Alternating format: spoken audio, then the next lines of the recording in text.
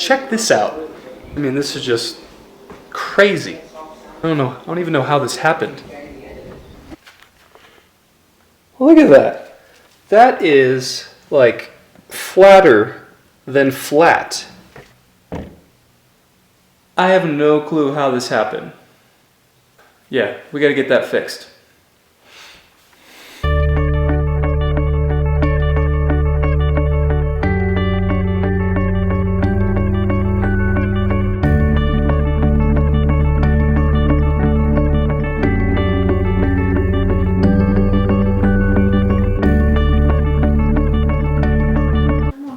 We're getting out of here. Don't worry, this is an essential practice, essential outing, and we're staying in the car the whole time.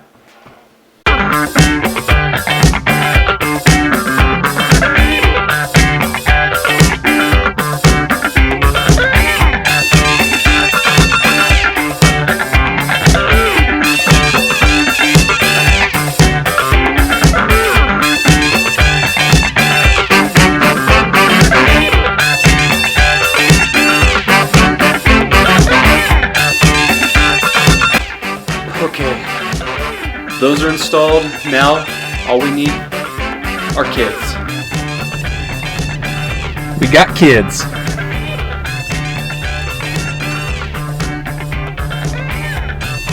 I don't know if you can see them. Hopefully you can.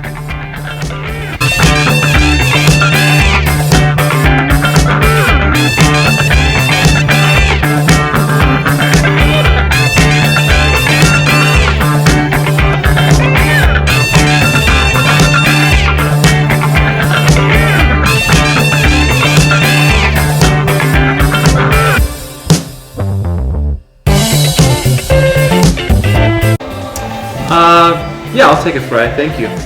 So, the essential outing that we just had was to pick this up. If you remember, just from a few days ago, my external mic for the camera broke and I needed a new one. I got this one here, Video Micro by Rode, which is really exciting. These are really good mics. This is not a comprehensive review of this product or any endorsement whatsoever. I'm just really excited about this.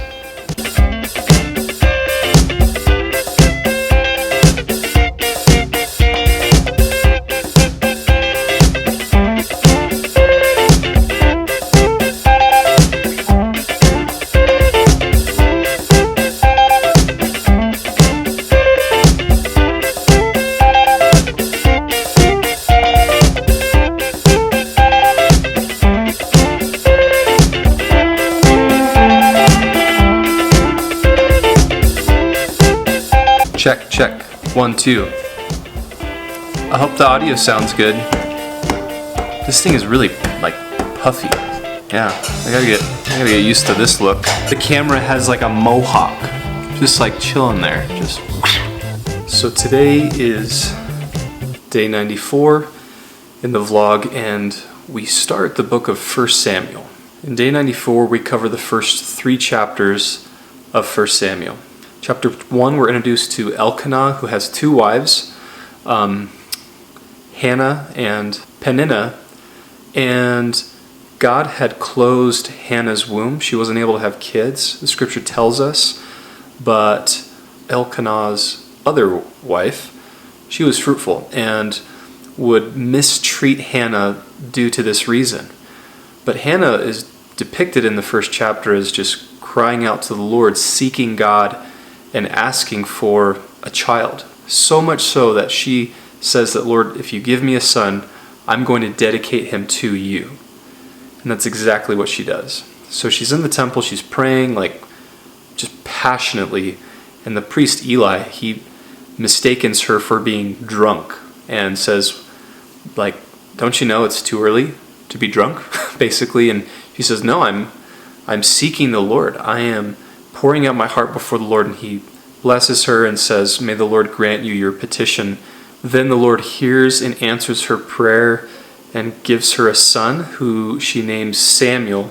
And Samuel then is consecrated unto the Lord, and she fulfills her vow to the Lord to give this child to God. Chapter 2 then opens up with Hannah's prayer of praise, just acknowledging that there is no one like God, that God is the one who brings life, he brings death. God is the one who raises up, who brings down. God is in control, and he can do whatever he wants. And Hannah was an example of that. Her womb being closed, her being barren, but God giving her this child. And we're going to see later on in this chapter that God, in fact, gives her more children.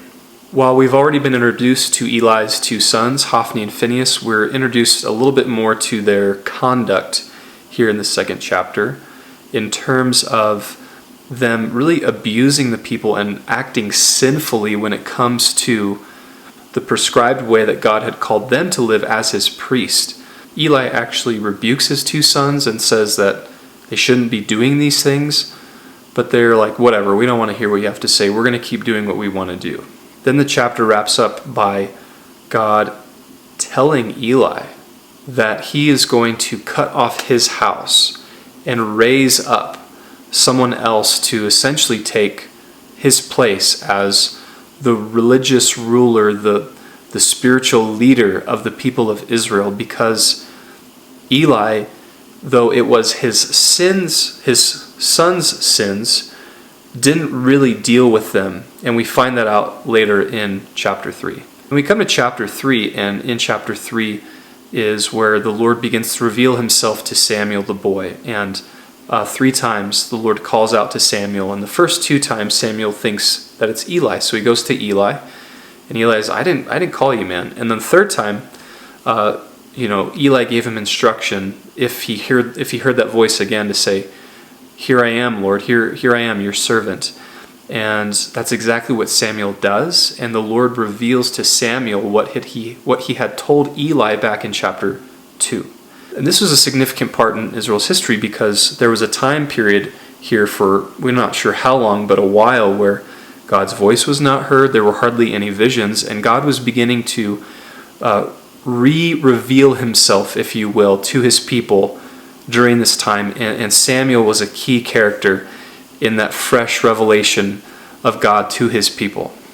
There were some really interesting correlations, I thought, here with these 3 chapters in terms of when Jesus is born, especially the whole idea that there was this time period where the voice of the Lord was absent, that there weren't really hardly any visions, and it made me think of the intertestamental period from the last prophet Malachi to when Jesus comes on the scene.